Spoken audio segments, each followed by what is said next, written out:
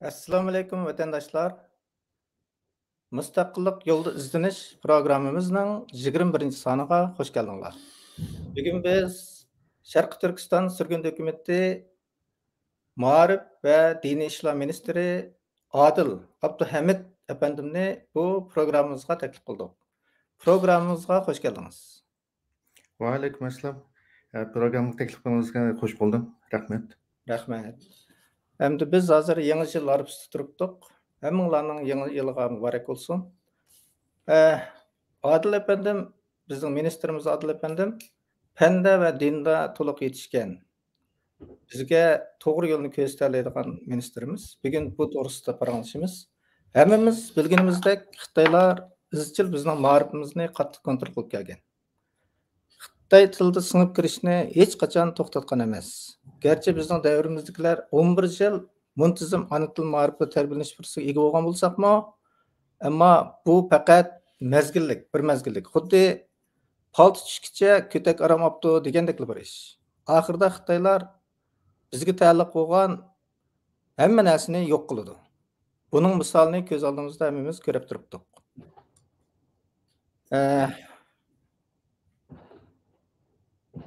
Ma'rif kimning qo'lida bo'lsa, millatning kelgusi, vatanning kelgusi shuning qo'lida bo'ldi. Ushbu vajidan bizning ma'rifimiz chuqum o'zimizning qo'lda bo'lishi kerak. Mayli diniy bo'lsin, mayli fanniy bo'lsin, chuqum o'zimizning qo'lda, o'zimizning ma'rif bo'lishi kerak. Biz o'zimizningki avlodlarga o'zimizning boshlang'ich va o'ttir ma'rifni berish huquqiga ega bo'lsak, undan keyin bizning mustaqilligimiz kafolatga ega bo'ldi. Bugun biz oldi bilan Adil efendim bilan Ma'rif va Diniy ishlar ministrimiz Adil efendim bilan tanishib chiqaylik. Siz o'zingizni bir tanishtirib o'tgan bo'lsangiz. Ma'qul. Alhamdulillahi robbil alamin. Assalatu vassalamu ala rasulihil amin. Amma ba'd. Assalomu alaykum. Ekranlardagi qarindoshlar va riyosatchi qarindishim. Men Adil Abduhamid 1986-yili Sharqi Turkistonning Lopnur nahisida tug'ildim. Ya'ni Ko'rning Lopnur desak, xotinning Lop bilan aralashib qoldi haqiqatga. Ko'rning Lopnur nahisida dunyoga keldim. Başlangıçını özümüzün nahisida o'qidim. O'rta maktabni Ko'rda tunji tajriba sinfda shu bizning oblastda ichilgan tajriba sinfda o'qidim, yotoqda yetib. 2004-yildan 2005-yilgacha Urumchida 1 yil tayyorlik o'qidim. Ondan 2005-yili qayta imtihon berib, Nankay universitetiga o'tgan bo'ldim, Xitoyning Tianjin shahridagi. Ondan uning tayyorligini Xitoyning Henan universitetida 1 yil o'qidim, 2005-yil. 2006-yildan boshlab Xitoyning Tianjin shahridagi Nankay universitetida 2010-yilgacha qo'llanishchan fizikaning optik yo'nalishida bakalavriat o'qidim. Ondan 2010-yil o'qish bitgandan keyin dinda o'qish uchun Misrga bordim. Misrga berib, Misrda 1 yil arab tili o'qidim. Undan keyin 2012-yilga kelganda Saudiya Arabistonining Badinidagi Jamiatul Islomiya, ya'ni Islom universitetidan bir chaqiriq keldi. Shuning bilan u yerga Misrdan bordim. Misrdan berib da'vat va usuli din deymiz. Da'vat va din asoslari fanlari bo'yicha bakalavriat o'qib 2017-yili bitirdim. Bakalavriat unvonini olgandan keyin 2017-yildagi qalamqonchilikda bir muncha qarindoshlar bilan birga Misrda, Saudiyada o'qigan bir muncha qarindoshlar bilan birga Gollandiyaga ko'chib keldim oilam bilan. Oilam ko'chib kelgandan keyin bu yerda ko'chmanlar idorasiga ishlarimizni bir mezgil saqlash to'g'ri keldi. Bu ishlarimiz hal bo'lib, hamma narsalarimiz chiqqandan keyin kompyuter injenerligida tarbiyalangandan keyin hozir qo'llanishchan matematika va texnik mulozimati bilan shug'ullanadigan bir xalqaro shirkatda kompyuter injeneri, yumshoq detal injeneri bo'lib ishlayapman. O'zingizning misolimi din va fanda o'rtaq yetishgan talantli bir insonsiz. Siz bu qatim Ma'rif va Diniy ishlar ministri oldingiz. Bu din bilan bu Ma'rif bir-biridan chiqishib qolamdi. Bu yaxshi savol bo'ldi menimcha, chunki bizning ministerligimizning ismi Ma'rif va Diniy ishlar ministrligi. Buni ko'rgan odamning birinchi bo'lib kalisiga keldigani bu savol. Shuning uchun bu savol javob berish uchun oldi bilan boshqa bir savol javob berishimiz to'g'ri keldi. Chunki biz din bilan ma'rif degan vaqtimizda dinning o'zini maqsad qilamiz, lekin ma'rif degan vaqtimizda biz fanni maqsad qilamiz ko'pincha. Shuning uchun oldi bilan din bilan fanning munosabati qanday degan bir narsa tutish uchun o'tirishni to'g'risida to'xtalib o'tish to'g'ri keldi. Masalan, din degan nima degan vaqtimizda dinning o'zi bir arabcha gap. Bu yo'l degan gap. Ya'ni bir kesbi islohni yapayotgan, ya'ni butunlaylik islom dinidan emas, nuqul islom dini emas, balki dinga umumiy nazar solgan vaqtimizda kesbiy nuqtadan biz din degan nima deymizcha, bir e'tiqod obyektining, ya'ni bir ilohning yoki bir ma'budning shu o'zining e'tiqodchilariga belgilab bergan bir yo'li, ya'ni hayot prinsiplari, ibodat ahkomlari bo'ladi. Endi islom dini degan nima degan vaqtida Allah'ın cheklaganlaridan yinib, buyruqlariga itoat qilish orqali Allohga bir qulchilik bildirishni biz buni islom dini deymiz. Endi yana bir istiloh qanday bo'ladi desa, Allah subhanahu taala o'zi yaratgan shu insoniyatning baxti uchun, ichki dunyolik saodat uchun belgilab qo'ygan belgilanmalari va uni payg'ambar orqali bizga yetkazgan narsani biz islom dini deb ataymiz. Endi pen degan nima unda bo'lsa desa, penni oddiy degan vaqtida Alloh taolaning o'zi yaratgan maxluqotlarga putib etgan xususiyatlari va shu xususiyatlarni egallash qonuniyatlari va shu qonuniyatlarni egallash usullarini biz pen deb ataymiz. Bunda bu vaqtda qarab bakadigan bo'lsak, bu ikkisining hech qanday bir-biriga zid keladigan yeri yo'q. Balki bir-birini kuchlantiradigan va bir-birisi yo'l ochadigan narsa. Qachonki bizning penni bilimimiz kuchlangan vaqtida bizning Allohga bo'lgan tunishimiz eshib boradi va iymonimiz tegim mustahkamlanadi. Endi penning ba'zi yerlari dinga xizmat qiladi. Masalan, miros ilmi deylik. Miros ilmida matematika bo'lmasa biz mirosni to'g'ri bilolmaymiz. Va boshqa zakotmi shu pen bo'lmaydigan bo'lsa, biz ba'zi narsalarni to'g'ri bilolmaydigan ish bo'ladi. Endi shu kitoblarga asosan deyalaymiz-ki, bu din bilan pen bir-biriga hargiz zid emas, balki zich munosabatli narsa. Endi savolingizning o'ziga qaytib kelsak, endi ma'rif degan nima unda bo'lsa deganda, ma'rif ishlar qadimdan tortib bu shug'ullanib kelgan narsa yoki ibtidoiy shaklda yoki muntazam shaklda shug'ullanib kelgan narsa. Endi bunga kishilar qadimdan tortib bir ta'birlarni berib kelgan. Ba'zilar buning maqsadiga qarata bir ta'bir bergan bo'lsa, ba'zilar buning jarayoniga va ba'zilar yana buning natijasiga qarata bir ta'bir bergan. Buning natijasi bu ta'birlarga qarab qarag'an bo'lsak, bu ta'birlarning ichida meningcha bizga to'g'ri keladigan qaysi degan vaqtida ma'rif deganimiz shu bir toplum, bir jamiyat yoki bir qavmning o'z toplum a'zolariga, bo'libmi bolalarga shu toplumning qimmat qarashlari, yuksak qimmat qarashlari va birlikka kelingan qoida nizomlarini o'rgatish orqali shu jamiyatga, shu toplumga layoqatli qilib chiqish jarayoni. Endi bu musulmonlarning yoki islomiyatning yoki bizning o'zimizning ma'rifimiz yoki qanday bo'lish kerak bunday bo'lsa degan vaqtida biz bir islomiy xalq bo'lishimiz bilan bizning ma'rifimiz cho'qim bir layoqatlik musulmonni tarbiyalab chiqish jarayoni bo'lishi kerak. Ya'ni bu layoqatlik musulmon degan vaqtimiz biz nimani ko'zda tutamiz degan vaqtida o'zining yaratgan egisi bo'lgan Allohni tonish kerak. Shu Allohga ibodat qilgan yo'llarini bilish kerak. Va shundaqla haloldan rizq topib yeyalaydigan bo'lish kerak.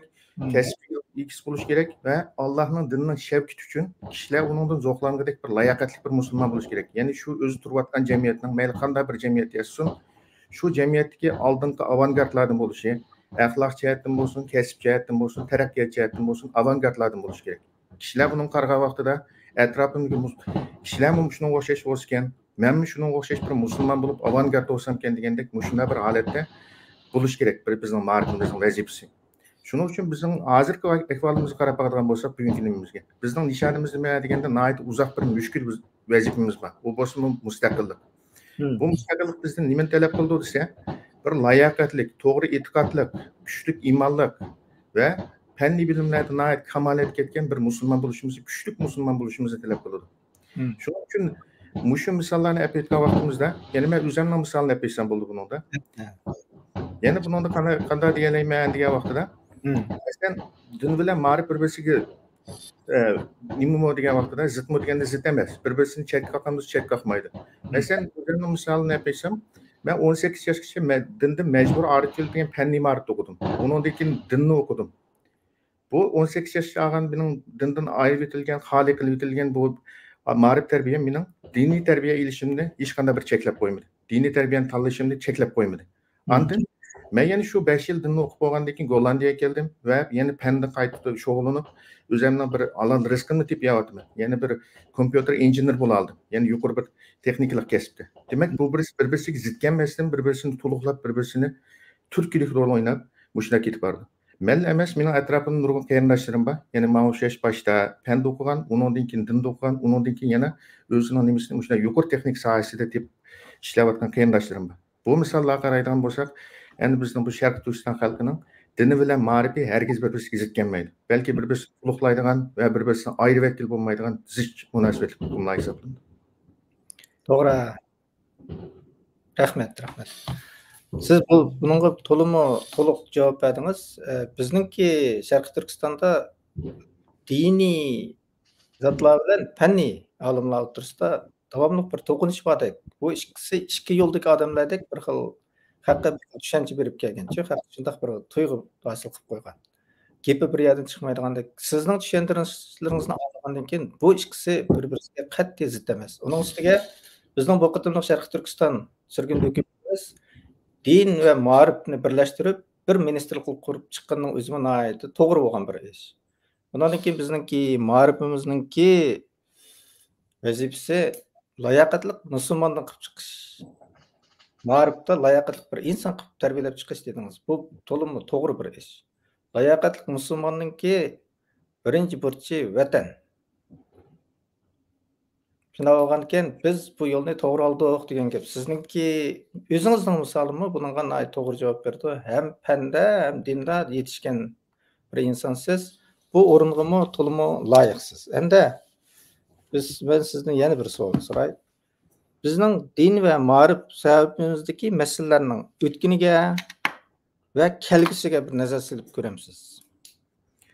Endi din bilan ma'rif sohasidagi masalalarning o'tganiga va kelgusiga nazar silib chiqish bu nihoyat cho'ng ilm talab qiladigan, nihoyat cho'ng bahs talab qiladigan, uzoq munozara talab qiladigan bir soha. Ammo men qisqacha bir nazar silib o'tsam, oldi bilan musulmonlarning tarixiga nazar silib o'tsak, payg'ambarimizdan keyin sahobalar keldi, sahobalardan keyin sahobalarning o'zining xilofati Rashida keldi, undan keyin boshqa xilofatlar keldi.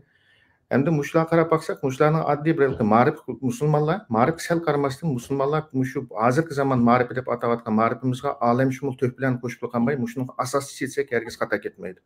Masalan, hozirgi biz deyotgan nizomiy maktablar, ya'ni butun nimasi bor, tuzumlari bo'lgan, shunday qilib hukumat tarafidan qo'g'dilgan va uning chiqimlari qilingan shunday tuzumlar ostidagi maktablar, shu bizning Selçuklar imperiyasidagi, ya'ni bir islomiy davlat bo'lgan Selçuklar davlatining davlat atisi bo'lgan Nizamul Mulk Tusiga nisbat berilgan maktablar. U zot qanday qilgan desa, ash vaqtning o'zida chiqimi hukumat tarafidan qilingan, o'zining nishoni aniq bo'lgan, kun tartibi aniq bo'lgan, butun kunlik maktablarni barliq keltirib, mushlar bir narsani o'tirib chiqargan. Endi shuningdan darak qilib, hozirgi bizning universitetlarimiz, maktablarimiz shuningdan o'rnak kelib, bugungi kun keldi.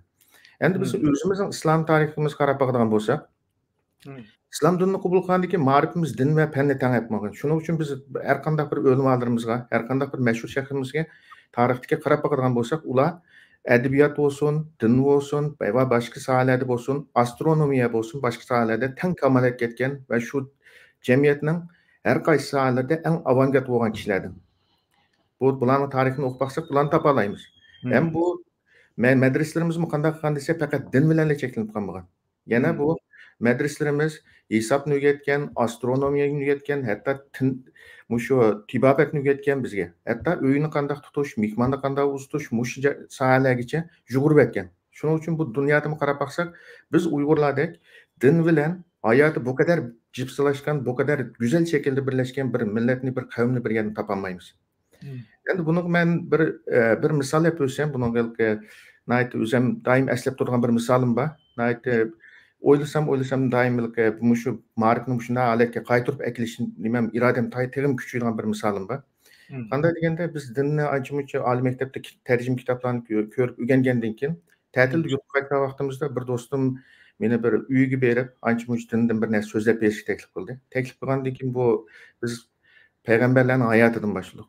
Payg'ambarlarning hayotidan boshlab Ismoil alayhissalomning qissasiga kelgan vaqtimizda shu bir do'stimning cho'ng onasi bizga birga o'tirib qoldi biz bilan birga.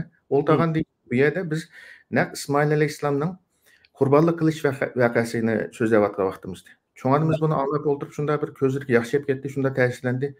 Shu holatda shu yosh bolalarimizning shunday o'rganganlardan bek xo'sh bo'ldim, din bilan fanni birlashtirganlardan sizlar fanni o'qiblar chiqib qolaman deb ansirgandim, ammo shunday bo'lganda yaxshi bo'ldi deb aytdi. Ta'sirlanib ko'ziga yosh oldi. Ondan bizga xohlasanglar, men ruxsat qilsanglar, men bir she'rni deb bersam, madrasada o'qigan deb, madrasada o'qigan cho'g'animizga.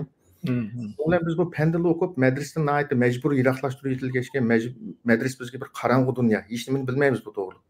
Shunda buni qiziqib o'qib berslar, cho'g'ana anlayli desak, shunda cho'g'animiz bizga bir uzun bir beytni o'qib berdi, ammo uning 2 yil mislasi esimda qolib qolibdi. Shunda deb bersam, Bu İsmail Aleyhisselam'ın nimesi bulup taşını kessem, İsmail'ini kessem kesmeysen degan bir ikki misal ismi kapattık. Kalan mezmun isimde ama beytning öz isim yok. Ahırgacha anglap baktık. Hech qanday bir ahli sünnet vel cemaatning aqidasiga zid bo'lgan, xurafiy bo'lgan, bid'at bo'lgan hech qanday nima yo'q. Shunda go'zal shaklga beyitgan, to'g'ri anglatgan. Shuni anglab bek xo'sh bo'ldik. Shuni bilan qonimizga tegim qiziqdim. Madras ma'rifi bo'lgan tushunchimizning kamligi uning qiziqishimizdan qo'shib, bu qiziqish qo'shilib, nayte cho'ng bir nima yetdi. Shuni bilan u do'stimga dedim, bir fursat tepimiz cho'ng odamimizni bir ziyorat qilgan bo'lsa degan desam, ma'qul deb cho'ng onasi bilan deyishdi. Andan keyin bir vaqtdan keyin biz cho'ngimizni yo'qlab bordik. Cho'ngimizning uyi yezida o'zining begi bor. Bilgan o'ylim yezdagi o'ylarimizda buning o'tirisi uy bo'ladi, atrofida etiz, mevlik bog' ekan. Shunday edi. Bu bog' kirish bilan birga shunda bir xushbaqlar yedimizga urildi, shunda bir xo'sh bo'ldik, o'yini o'g'irlashtirdimi? Shu bir kun namoz o'qidik cho'ngimizda, kitoblarni ko'rdik, yozgan bir xatlar bor ekan, uni o'qidik ko'ni chiziqda. Koni chiziq degan hamdalki burungi chag'da yozgan bir narsalar bor ekan, uni o'qidik. Shunda bir ta'sirlandik. Ammo meni eng ta'sirlantirgan narsa nima bo'ldi desam, o'sha bog'ga chiqib qo'limizni tutib turib, bir ishtik aylansak bir 5 minut tutadigan bir bog'ni bizga 1 soatdek aylantirdi. Bu yerda biz nima so'zlab berdi desa, madrasada bu tibobat ustoz bular nimani o'qitib ekan desa, hojatxonaning qishiga, xolajoyning qishiga qanday gullarni terish. Ondan keyin qaysi to'rliq o'simlikning qishiga nimani terish, uning qaysi mevlik daraxtning qishiga qanday mevlik daraxtni terish, shunday bir narsalardan tortib, inchik narsalarni tortib o'rgatib ekan. Hatto o'yinning yotadigan o'yinning derisiga yaqin yerga qanday gulni terib qo'ysa, uyquga foydali. Ramilishga foydali, havoni saqlashtirib, shu narsalardan tortib, hatto mehmon kutadigan bir mevlik daraxtning ostiga qanday gullarni tersa, shu mehmon xush bo'ladi, o'sha choy ichgach. Shu narsalarni tortib olganda men bu hayron qoldim. Bu madras degan bizning tushunchimizda faqat dinni o'rgatadigan, haftaga o'rgatadigan shunday bir yer bo'lishi kerak. Ammo bu narsalar qanday qilib siz bunday o'rganib qolgansam, balam bizga madrasada tibobatni o'rgatadi. Mehmon kutishni o'rgatadi. Qanday choy qo'ymiz, qanday mehmon ustimiz, kim nada o'ltirib, kimni naga boshlash, yotganda qanday yig'ishdan tortib o'rgatadi balam. Mushu sang deb bergan mush narsani biz shu madrasani o'rgangan deb shu narsani deb berdi. Shuning bilan men qattiq bu belki madras ma'rifi bo'lgan tushuncham qaytadan bir yanglandi desam bo'ladi. Demak, shu vaqtgacha Xitoy islohotchicha, bo'libmi kommunist islohotchicha bizning madras ma'rifimiz nayt avangard holatda. Din bilan qilib qolmasdan o'zining butun jamiyatga bo'lgan mas'uliyatni ado qilib ma'nganki. Endi kommunist islohotdan keyin chu desa, bizning ma'rifimiz qanday holatga keldi desa, majbur holatda dindan xoli ma'rif va ma'rifdan xoli dinni bizga zo'rlab tandi. Amaliyotda masalan diniy ma'rifimiz mavjud bo'ldi. Men uni butun yo'q bo'ldi demayman, lekin o'limalarimiz qattiq tirishib o'zining hayoti badliga, qiyin badliga uni saqlab keldi. Ammo umuman ko'pchiligimizga chu desa, bu diniy ma'rifdan mahrum qilib, buningdan pandin nim qilib etilgan diniy ma'rif va dindan xoli qilib etilgan, majbur xoli qilib etilgan fanniy ma'rifni zo'rlab tandi.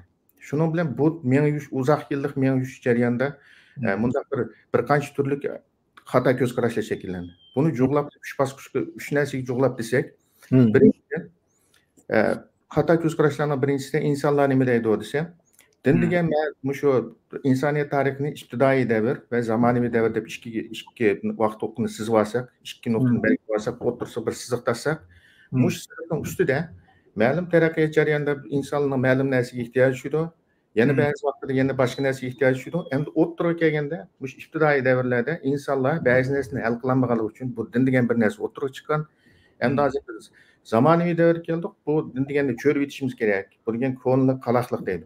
Kimki hozir dinning gapini qilsa, bular ko'nlik qilgan, targ'ib qilgan, kim namoz o'qisa yoki dinning ahkomlarini tutsa, bular qaloq bir insonlar, zamonga mos kelmaydigan bir insonlar deb qaralgan bir xato ko'z qarash shakllandi. Endi ikkinchisi chu desa, pen bilan din bir-biriga zid bir narsa. Pen boyada din bo'lmaydi, din boyada pen bo'lmaydi. Endi din degan ko'rinmaydigan narsani tadqiq qilgan, pen degan ko'gil bo'lgan, his qilib bo'lgan, o'lchigil bo'lgan bir narsani tadqiq qilgan narsa degandek bir xato tushuncha bor. Endi bunday kishilarni ko'pincha qarab qarag'an bo'lsak, ya dinni tuzuk bilmaydi, ya penni tuzuk bilmaydi. Ikkisini munosib anqog'idek nima yo'q. Endi uchinchisi chu desa, uchinchi turdagi odamlar sal nimroq odam, mo'tadil odamlar bo'lib, bular qanday qildi desa, din bilan pen bir-birini inkor qilmaydi. Ammo biz turmushimizda davatgandek bozorga chiqsak, qassob, navoiy uchirganga o'xshash, dinmi Muşu ma'lum bir sohaga cheklanib qolgan. İnsanlar turmushining ma'lum bir sohasini tashkil qiladigan bir fan bo'lib, endi bu Navoiyning ishiga aralashmaydi yoki boshqa narsaning ishiga aralashmaydi. Shuni bilan fan turmushni tutib olsa, bu din faqat to'y to'kin nazir chiroq o'xshash ma'lum bir qismini tutib oladi, boshqa narsaga aralashib bo'lmaydi degan bir xato tushuncha bor. Endi men o'zimni misolga olsam, shu 3-chi narsa mening ideyamda shakllangan desam ortiq ketmaydi. Toki men 18 yosh kirgichilik. Shu tarjim kitoblar bilan shu da'vatlarga uchrashqichilik. Endi qanday desa, masalan, mollamlar yoki din ahli xuddi Navoiy Mo'zdur degandek bir kasb ahli, lozim bo'lganda chaqirib bularni Qur'on o'qitamiz yoki bir tuproq beshik chiqqanda bularni chaqirib azroq pul berib Qur'on o'qitamiz, shuni bilan bularning 1 yillik vazifasi tugaydi. Endi biz o'zimizning turmushimizni yashaymiz, ular o'zining turmushini yashaydi. Bu biz tushungan din bilan nima? Lekin hozirgi nimaga qarab baqsak, masalan, muajiratga, shunday bir xato tushunchalardan yenib chiqdik. Endi xudo hozirgi yaxshilanishlar qanday bo'layotdi desa, ana til maktablarimizda o'qituvchilarimiz ana tilni va dinni tang elib mengayotdi. Bu nayt yaxshilanish. Endi o'zimizning diniy ma'rifimizning yoki ma'rifimizning kelgusiga, ma'rifimiz va dinimizning kelgusiga nazar soladigan bo'lsak, biz yetmoqchi bo'lgan bu nishon nayt uzoq, nayt mushkul bir nishon.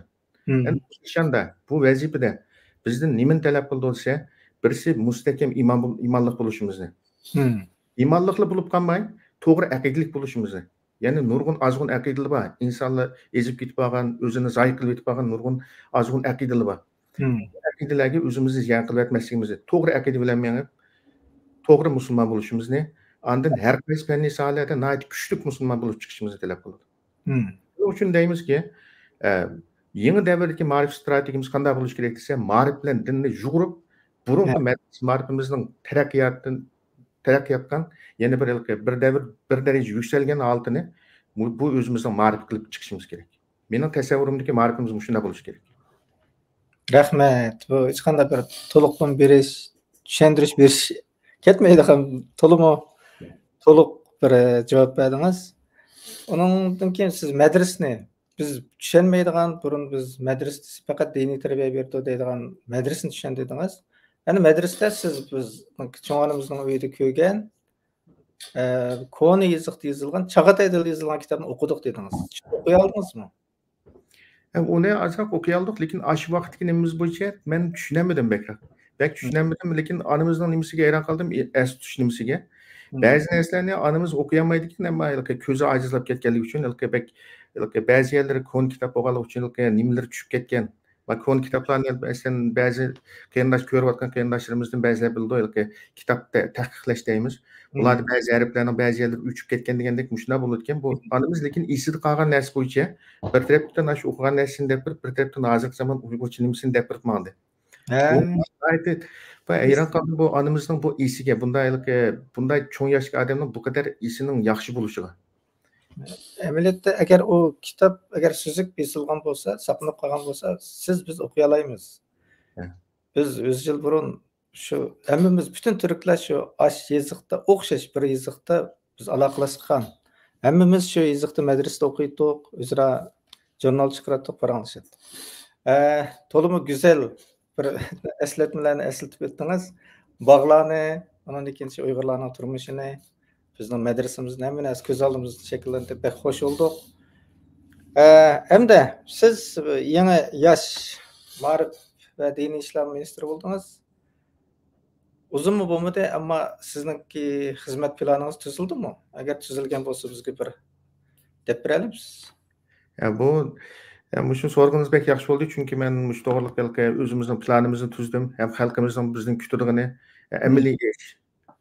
Shuning uchun o'zining hukumat qanday bo'lishi kerak, buni kutgan umidlari bor. Shuning uchun shu xizmat planimizni bir tunishtirib o'tsam, ham bu yerda bir e'lonni berib olsam, bu xizmatimni tunishtirishdan burun va planimni tunishtirishdan burun bizning shu planimizga qiziqadigan va shunga bir ish qila oladigan men o'zimizning hukumatida xizmat qilib o'zimizning mustaqilligimiz uchun bir kichik to'pamni qo'shay deydigan insonlar bo'lsa, shu planlarimizga quloq solib, shularning ichida yetersizliklarimiz bo'lsa to'liqlab, o'ziga yoqqan yerlar bo'lsa bir kishilik xizmatini vazifa elishini umid qilaman. Endi bizning planimizda biz to'g'ri biz vazifamizni ag'il 2 oy bo'ldi, ammo 2 oymi bir eňi bolgan, bir müstakillik eňi bolgan, bir mesuliyet tuýgusy bolgan insan üçin aýt uzun bir wagt. Şuning üçin biz bu nimimizni 5 türlü hizmet planı tüzüp çykdyk bu müddet içinde. Bu 5 türlü hizmet planı yandaş bir kandidat hizmet planımız var. Hem de bunu bazı izinişlerden keyin resmi plan tüzüp pişiklap işlep çıkarmakçı. Ama 5'ine nimka toxtalgan wagtymyzda birincisi aldı bilen biz işlerini plan betkap gelip hiç kimden vazip sorayanmaydigan bunday işe hatim beriş üçün, yani bir-birisini takip kılgan sistemin yok buluşunu hatim beriş üçün biz nim kılymyz degan wagtda muşu Maarif ministerligimizde aldı bilen kiçik kölemde zamanıvi korallar, metodlar, yumşak detallarını işletip özümüzün bir vazip takip sistemisini kurup çıkımız. Yani bunun tayyor kurallar var, onu özleştirip özümüzün emeliyetimizge mas keladigan, şu kurallardan faydalanadigan ve onundan doklad hazırlaydigan muşundaq bir mexanizmni kurup çıkımız. Yani qanday qilamiz degan vaqtida aldı bilen biz her 3 haftani bir hizmet muddati qilib böldük. Bu hizmet muddati başlanışdan burun aldı bilen biz hizmet vazife belgileş yığını açımız. Bu vazifelerni aldı bilen hiç kim tahsillemey turup bu vazifelerni bekitip çıkımız. Mesela 2 saatlik ders sözleşgen bolsak 2 saatlik ders sözleş. Anadaki neyit tebriknamesi yollaş halkımızga bolgan bolsa, roziyetlik bolgan bolsa, onu vazif qilib belgileş. Muşuna vaziflerden 20-30'unu tüzüp algandan keyin anda muş 3 hafta içinde kim nimeni qila alaydı şu adamlarga birden bölümüz bu vazifelerimizni. Andan bunu bölüp bolgandan keyin bu insanlarni her haftada 3 ketim 10 minutdan o hazırki zamanıvi şirketler işletip atkan stand-up meeting deydi. Yani biz yüz görüş yığını dep atayımız bunu. Bu yığınımızda her bir adam tönögün neme iş kıldım, bugün neme iş kılıma, tönögün qilgaşymda qanday tosalgılık uçurdum, bugün qılmakçı bolgaşymda kim maňa yardam kıla alaydy degan muş temada özünün gepini kılıp ötüdi. Yani 1 minut näýet kıska halatda. Artık uşak gep kılmasdan. Şunu bilen hemmeden bilidi. Vazife näde ketip bardy, qanday yardam kerek, men bu vazifede qanday rolny ala alayman, onun vazifesinde. Bu şunda maňymyz. Andan 3 hafta ahirlaşgandan keyin bu vazifemizni hulasalap, andan bu nimimizni hulasymyzy qilip çykymyz. Yani palanyň vazife tügmä kaldy. Nimiş tügmä kaldy? Qanday kynçylygyňyz bar? Nimiş tügdenmeýsiz? Bundan keyin bunda vazifelerni sizge berimizmi, bermeýmizmi? Bundan näselerini diýişip çykymyz. Andan hulasalgandan keyin ikinci vazife bölügünün bunun planını tüzüp çıkımız. Mana muş terekede 3 hafta aýlynyp maňdy. Biz bu arkaly çoň näýetlik emelge aşyrgyl bolmaýdy bu hyýalke degендek vazifelerni kiçik böleklerge bölüş arkaly emeli konkret vazifelerge bölüş arkaly bunu kadem orlaşdyryş arkaly bunu tügütüp çykymyz. Hem de ikinci bu näsini biz yarım yıl synagandan keyin biz kolumuzda bazı dokladlar hazır boludy ve emeli tecrübeler, neziriyeler boludu. Bularni Ali Keňeşimizge, hökümetiniň parlamentiniň Ali Keňeşige ve başka ministerliklerge tavsiye süptüde, teklip süptüde sunumuz. Maskege ministerliklerge muşu endizini kollunup hemmeýlerini muşundak vazip takip sistemine ekirimiz. Bu arkaly bizning halkymyzyň bizni kütüp atgan ümidini aklaýa alaýmyz dep düşünýärmi. Hem de ikincisi biz bir Maarif fondu kuruşny oýlaşdyk ministerligimiz namydan. Bu Maarif fondumuzda yoki Şarkı Türkistan Milli Uyguniş Hareketining bir tarmogy qılıp kurup çykymyz yoki Gollandiýany asas kılgan Şarkı Türkistan Milli Maarif fondu dep isim koýup ýeňiden başlap kurup çykymyz. Endi bu fondumuzun funksiyasy qanday boldy, neme hizmetlerini qılymyz diýen wagtda birinçisi bu fondumuzda ayrım sanduklar boldy. Bu sanduklar birinçi bolup muntazam maarif sandugy. Baý siz dep ötgendek bir milletning tili yoki bir milletning mevjudlugi onun maarifi bilen bivasita münasibetlik. Yani bizning maarifimizning mevjudlugi nime bilen münasibetlik, tilimizning mevjudlugi nime bilen münasibetlik diýen wagtda bütün günlük muntazam maarif bilen münasibetlik. Bunu çokum emelge aşyrşymyz gerek. Bu belki hyýaldek duýuluşy mümkin, emma bunu çokum balalarymız ýesliden tartyp başlangoç tuluksuz tuluk oturuny, hatta ali mekteplerini muntazam maarifde bütün günlük Uygur tili maarifde okuýa alaydygan kılıp bunu kurup çykymyz. Bunu plana nimisini kurup çykdyk. Endi bunun ketirgen meblaglar ve ketirgen çykymlar hemmisini bu türüň işige ekirip birinçi bolup muntazam maarif sandugy dep ataýmyz. İkincisi muşu muntazam maarifimizge münasibetlik bolgan konferens çakyrmakçy inşallah. Bu ýylyň ahyry yoki keler ýylyň başlarında belki keler ýylyň ahyryga sürülip geçip gelişi mümkin. Allah pursat bersin. Bu konferens sandugy kurup çykymyz. Yani bu konferens doğruluk 4-nji türlük nimimiz planımızda tepsil tokdalma. Yani ana til sandugy. Ana til mekteplerining sandugy. Bu sanduk qanday boldy degende biz ana til mektepleri bilen alaq kuruşny planladyk. Bu ana til mekteplerining bäzilerinde bizge hazırky gep bolgan bäzi planlarda qanday dese, bu ana til maktablarga ba'zi ehtiyojlari bo'lishi mumkin. Ana til maktabini alganimizda bir davlatdagi agar 200 yevro atrofida pul bo'lsa, shu ana til maktabiga berib keladigan o'qituvchining ba'zi chiqimlarini qilib beralik, bu maktab davomlashar ekan. Bo'lmay qolib qolsa, bu davomlashi qiyin bo'lib qoldi ekan. Bu shunga o'xshash kichik turlarni kichik sanamay tutib menib, buni bir tur qilib ishlab chiqarib, andan pishiqlab ishlagandan keyin biz buni xalqimizga sunib, bundan bir yordam berishni qilamiz. Endi undan keyin qanday nima desa, nashriyat sanduqi. Nashriyat sanduqi qanday bo'ldi desa, biz mush muntazam ma'rifimiz uchun muntazam darslik ketadi. Darslik ketadi va buning yangish foydalanish materiallari ketadi va ana til yoki Uyg'ur tiliga munosabatlik nayt isil asarlar maydonga kelyapti. Mushularning qiyinchiligini hal qilish uchun biz bir nashriyat sanduqi qurib chiqmoqchi.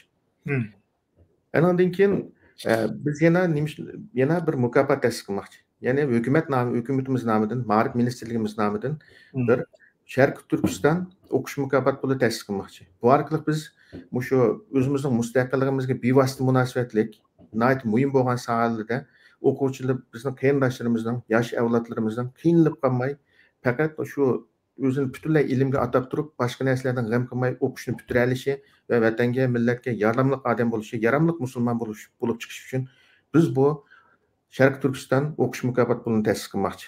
Bu fondimizning nomida.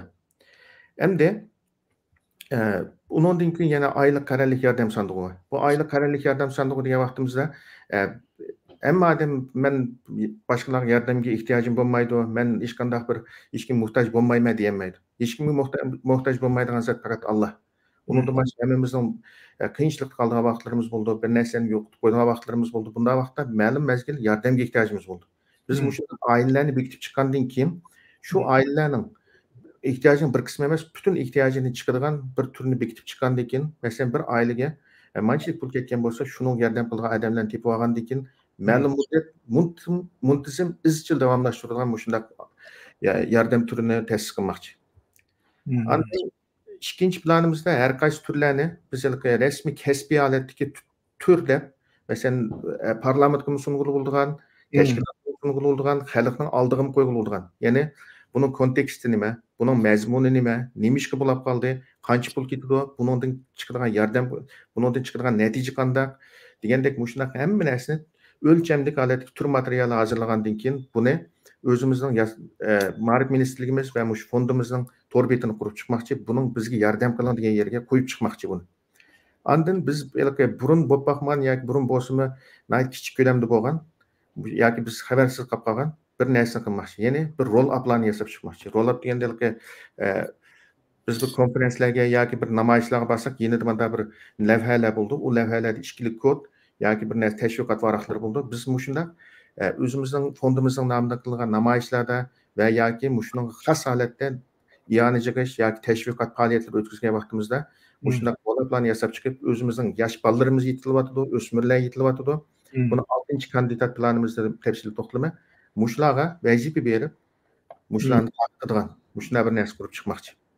Endi 5-si torbat. Endi bir fonda yoki Ma'rif ministrligimizning nomida bir torbat qilish orqali o'zimizning mushlar o'lchamli tur materiallarimiz, Sharq Turkiston Ma'rif strategiyasi, Sharq Turkiston Ma'rifining Sharq Turkiston mustaqilligida tutgan o'rni va xalqaro va insoniyat dunyosiga bo'lgan ahamiyati qatorliqlarni biz shunday qo'yib ma'miz. Ondan bu tashviqotimiz har xil tillarda bo'ladi. Şunun bilen bu bir teşviqat supumuzga aylandi halkımızın. Hem de üçüncü planımız, ana planımızın üçüncüsü ana til mektepleri bilen aloqa o'rnatish deb qo'ydik. Bunun da ana til mektepleri bilen aloqa o'rnatish orqali bularning qiyinchiliklari nima, bizning kutadigan umidi nima, ondan biz ularning nariga yordam qila olamiz. Ularning bugungi qanday tajribalari bor biz o'rganadigan. Bularni kengashib chiqqandan keyin bularning turlarini hozirlaymiz va abay degandek mush turlarga agar bizning yordam qila oladigan yerlarimiz bo'lsa, bizning fondimiz orqali bu qiyinchiliklarni hal qilamiz. Hem xalqimizga murojaat qilamiz, hem sirtga murojaat qilamiz. Endi bu fondimiz bir muhimiyat tushib qolibdi. Qanday desa, bizning fondimizni qanday qilib qurib chiqimizga vaqtda bundan burunqisi 90% yoki 95% o'zimizning xalqiga yuzlantirdik fondini. Endi bizning qiladiganimiz xalqimiz va xalqaroga va yerlik millatlarga teng holatda murojaat qila oladigan va ularni oldiga qo'ya oladigan bir supa hozirlaymiz. Chunki har qanday hammamizning beshini o'tib baqqan bo'lishi mumkin. Bir chet ellikka yoki bir nimaga yerli xalqlarga, arabga bo'lsin, turkga bo'lsin va yoki g'arbdagi odamlarga bo'lsin, insoniylik tuyg'usi o'lmagan odamlarga bo'lsin, bizning dardimizni olganki birinchi bo'lib deydigan gapi projektdan bormi, men yordam qiladigan bir tur bormi? Chiqimi aniq bo'lgan, nishoni aniq bo'lgan, undan chiqadigan natija aniq bo'lgan, shunday bir planim bo'lsa, men shuni oylik a'zo bo'lay yoki men yordam qilay. Mening ota-onam bor, qarindoshlarim bor, men 10 odamga kiralayman degan gapni men o'zim anglagan va boshqa bunday gaplarni anglayotdi. Lekin biz unda bir narsani tutib ko'rsatmayapmiz hozir. Biz mushu bo'shlikni to'ldirmoqchi. To'r betimiz orqali. Andan keyin bu ona til maktablari planimizda yana bir narsa, qanday bir narsa desa, bizning mushu muhojiratliklarning statistikasini elish nihoyat og'ir test bo'layotgan bir masala. Biz buningga nim qilib, bir programmerlar guruhi qurib, buni o'quvchi xotirlash sistemasi yasab chiqishni planladik. Bu orqali o'quvchilarimiz bu o'rtaq sistemada bexatarlik yuqori bo'lgan bu sistemada xotirlandi, ularning natijalari, ularning saviyalari xotirlanib qolgandan keyin biz statistikaga ega bo'lgandan keyin hukumat nimasida turib buningga qarta bir strategiya belgilaymiz va shuningga qarta bir o'zimizning planlarimizni tuzalaymiz. Bu bizning nihoyatda kelgusidagi strategiyamizga nihoyatda halqiliq ta'sir ko'rsatadigan bir sonliq ma'lumot bo'ladi. Ham to'rtinchisi konferensiya tuzish. Konferensiya tushunganimizda ikkinchi planimda deb ketgandek, mush fondimizning muntazam ma'rifning nimasini shakllantirish uchun, mushuning bir ultash selish uchun bir konferensiya o'tkazmoqchi. Bu orqali qanday qilamiz desa, bundan chiqadigan natija nima bu konferensiyadan desa, oldi bilan nurg'un mavjudligimizning boshqalarga bo'lgan ta'siri, boshqalarga bo'lgan insoniyatga bo'lgan ahamiyati mush to'g'risida har xil temalarda maqola hozirlaymiz. Muntazam ma'rif uchun darslik tuzish uchun vazifalarni konkret holatda shu konferensiyaga kelgan kishilarga taqsimlaymiz. Bu konferensiyaning asosiy nishonimiz. Buni qilamiz inshaalloh. Andan 5-si qaralik tarbiyalash kurslarini ichish. Qaralik tarbiyalash kursi degan vaqtimizda masalan diniy jihatdan ma'lum bir surni muddatga bo'lib tafsirlash, o'z ichimizda va bizning atrofimizga, xalqimizga qisqa muddatlik va unumli bo'lgan shunday bir diniy darslarni qilish. Andan 40 hadisga o'xshagan qisqa hadis kitoblarini sharhlash, o'zaro dars qilish. Andan nihoyat kichik bo'lgan, qaratmaligi aniq bo'lgan, konkret bo'lgan fanniy nimalarda bir maxsus kasb egallarini taklif qilish orqali buni nima qilib chiqish. Bir kichik qisqa muddatli tarbiyalash kursini ichish. Masalan, bunga deylik bir taklifnoma yasash degan bo'lsa, Photoshopda buning 8 soat vaqt ketgan bo'lsa, o'tib chiqishga bir kasb ehlini taklif qilamiz, buni plan tuzgizamiz, andan qatnashgan odamlarni o'z ichimizdan va sirtdan izlab, buni bir muntazam shaklda natija surishtirilgan, topshiriq surishtirilgan holatda qilib, shu qatnashgan odamning hammasi bir taklifnomani Photoshopdan foydalanib tuzalaydigan holatda. Masalan, bu misolga ashuna qilib chiqamiz. Andan bu qaralik tarbiyalash kursimizning yana bir nimasi, ishlar ministrligimiz bilan, bo'lib soliq qarinishimiz bilan zich hamkorlashib, shu har qanday bir proyektga tur material hozirlaydigan. Bu nihoyat bir kam qolgan bir ekan. Buni projekt, masalan, parlamentga sunsaqmi, malaning bu proyektini e'tirof qilgan to'g'ridagidek va tashkilotligimi, jamiyatligimi sunsaqmi, malaning bu proyekt mandaq deb tushuniladigan o'lchamlik tur material hozirlash kursi qilamiz. Andan asosiy diplomatiya qoidalari. Masalan, parlamentni ziyorat qilib, bu qitim qurultimizda hammamiz shunda ta'sirlandik, shunda qo'shildik. Ammo bu yerda ba'zi vaqtda nima ish qilishimizni, qancha odamning kirishini, qanday gap qilishimizni, qanday turishimizni ba'zida tengirqab qolgan ishlar bo'lib qoladi. Shuni o'xshash nihoyatda inchki bo'lgan, hammalarga qo'llanishchan bo'lgan narsalarda qisqa mezgillik tarbiyalash kurslarini qilishni o'ylashdik. Andan peshqadamlar bilan suhbat o'rinlashtirish. Masalan, yoshlar bo'libmi, xos yoshlarga 100 turani qilish imkoniyati bo'lsa 100 turani, bo'lmasa to'rdan qiladigan. Endi bu 5 turli xizmat planimiz tugadi. Endi 6-si kandidat nimamizni qaysi degan vaqtida o'smirlar jamiyati qurish. O'smirlar jamiyati qurish degan nima kandidat qilib qo'ydik degan vaqtda biz har qaysi davlatlarning qonun ustida izlanishimiz kerak. Mayli, masalan, qancha yosh kirgandan keyin bunday faoliyatlar qatnashish bo'ladi, qancha yosh kirgan vaqtida nima ishlarni qila oladi degan narsa to'g'ri izlanishimiz kerak. Bu orqali bu bizning keyingi avlodlarimizning eng ansiraydigan yerimiz bu shu davani ma'lamdi, ma'ammamdi, izbosar bo'lalamdi, bo'lalamdi peshqadamlarga degan bu narsani ansiraymiz. Bu narsaning halqisi nima deganda bu bolalarimiz chuqur bu mas'uliyatni o'zi hozirdan boshlab o'z ustiga olish kerak. Bilip özünün bir işidek bunu his qilish kerak. Shuning uchun biz mush fondimizning ba'zi vazifalarini mushta bir jamiyat qurib, masalan, poyezd stansiyalarida u yerda bizga doim uchraydi o'quvchi bolalar, 15-16 yoshli bolalar. Bir nimani tanlaydi, muhit asrash fondiga a'zo bo'ling, efendim, tinchlik saqlash fondiga a'zo bo'ling deb zodi bizni shu narsaga qoyil qilib, ta'sirlantirib, shu narsaga oylik a'zo qilib qo'ydi. Kartimiz yaraydi, ular bizni a'zo qilib qo'ygandan keyin 10 yevro, 15 yevro tutdi. Endi biz bolalarimizga mush vazifani topshirish orqali bularni mushuna faoliyatlarni o'zlari o'tkazib tashkillash orqali ular maktablarda bolalarga mush to'g'riliq konferens beralaydi. O'zining sinflarida o'zining vatanini tanishtirgan ba'zi temalar bo'ldi, haftaga bo'lib tema qilgan vaqtida. Bular bizning vatanimizni tanishtira oladi, bizning ideyamizni tanishtira oladi, bizning tashviqotimizni qila oladi. Bu fondimizning vazifamizni topshirgan vaqtimizda bular bu orqali bu o'zining ishgaligini his qiladi, ham har kim bir odam bularga javob qaytargan vaqtida bir umidni his qiladi. Shuning bilan bular bizning izbosarlarimiz va peshqadamlarimizning izbosarlari bu davoni o'zining ishidek olib ketalaydi. Shuning uchun buni biz kandidat qilyapmiz. Inshaalloh buni biz pishiqlab ishlab chiqargandan keyin buni bir rasmiy plan sifatida buni ijro qilishga boshlaymiz inshaalloh. Bizning planlarimiz hozircha bu. Rahmat, nurg'un planlarni tuzib chiqibsiz. Yosh bo'lgandan keyin yoshlarniki o'ylaydigan o'xshamaydi ekan. Uningki konkretni, zamonaviy, unumli planlar ekan. Hamda buniga bir narsani qaytib qo'ysam, o'sha hukumatning ma'rif sistemasi bo'lgan ekanmiz. Hukumatning Sharqiy Turkistondagi siyosatni tadqiq qilgan siyosiy instituti degandek bir mazmunda bir program tuzalamsizlar. Buningdagi maqsad hukumatning siyosatlarini haqida tunishtirish va uni ratlab chiqish.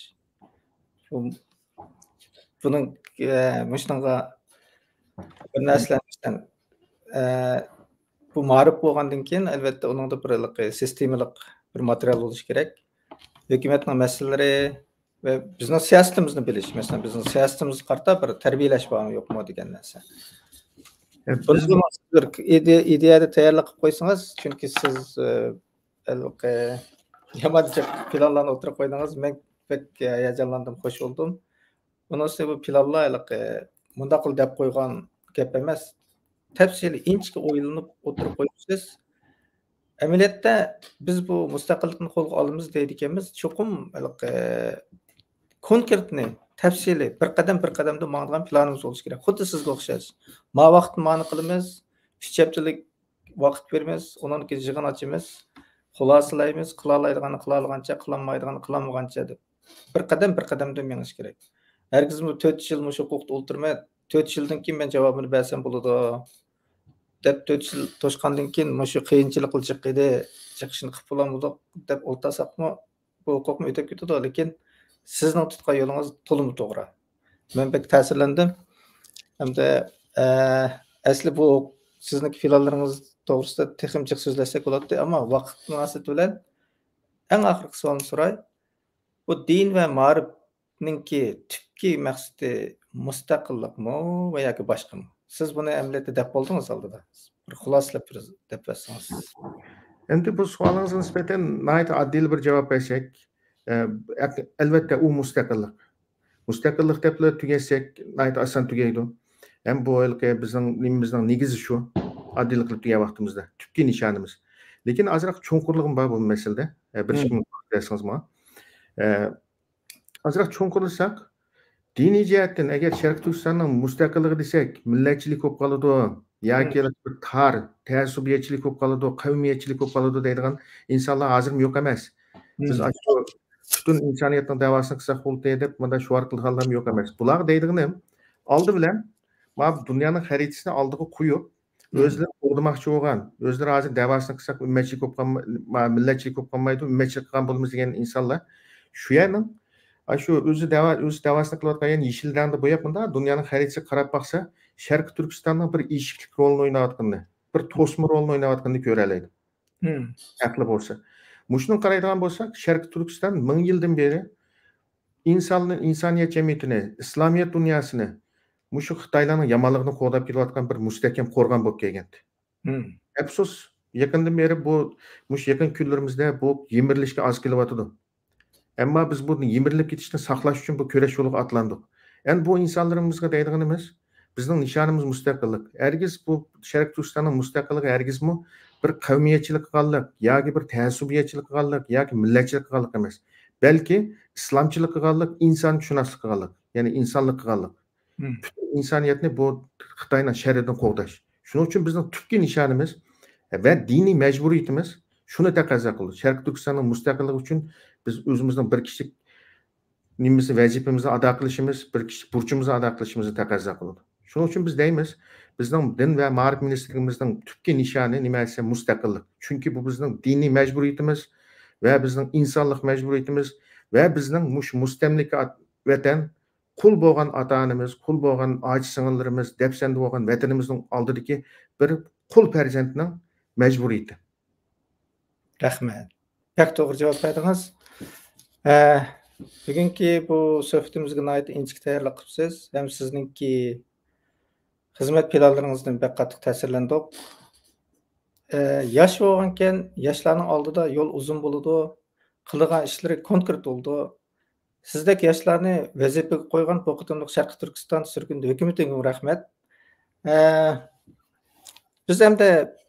Biz o'ylasak, bizning avlodlarimizga bera oladigan eng chong baxt hargizmi ularni taraqqiy qilgan davlatlarniki yuqori ma'rifat sistemasida o'qitish bo'lmasdan, balkim ona tilida o'zining ma'rifida boshlang'ich, o'rta maktab tarbiyasini bera olish eng kam deganda. Ashunda bo'lganda bu bizning avlodlarimiz bera oladigan eng go'zal sovg'amiz bo'ladi. Masalan, mening o'g'limmi Yaponiyada, Amerikada o'qidi, ammo mening 11 yil o'zimninki do'stlarim bilan ana tilimda so'zlab cho'ng bo'lgan hayotimni deb bersam, uningdan qattiq ta'sirlandi. Uni jannat kabi o'ylab, shuningga intiladi. Masalan, bizning avlodlarga bera oladigan baxtimiz mushu amaliyotda. Biz Uyg'ur tilida o'qiyotgan vaqtimizda atalmish g'arbga chet elga intilatdik. Amaliyotda o'zimizning tilida o'zimizning ma'rifat tarbiyalashning o'zi eng chong baxt. Demak, sizning qilayotgan ishingiz dal shu ish. Bizning yetmoqchi bo'lgan nishonimiz mustaqillik. Hamda bu faqat mustaqil bo'lgan ahvol ostida amalga oshadi. Shundaqki bizning hozirgi vaziyatdagi tubki nishonimiz mustaqillik. Lekin bizning adaqqa nishonimiz hargiz mustaqillik bilan to'xtab qolmaydi. Bizning adaqqa nishonimiz biz adil, erkin bo'lgan, kishilik huquqqa hurmat qiladigan va kishilarning izzat hurmatiga kafolatlik qiladigan mushundaq bir Sharq Turkistonni qurib chiqish. Biz hammamiz mush yo'lda kurash qilamiz. Sizga o'xshash yoshlar, bizga o'xshashlar va hammamiz kurash qilsak, oxiri bu maqsadimizga yetamiz. Hammanglarning yangi yil muborak bo'lsin. Odil apamga rahmat. Allohga omonat. Xayr xo'sh. Kelar qatimliq suhbatimiz yana to'rda e'londa bo'ldi. Xayr xo'sh. Rahmat. Allohga omonat.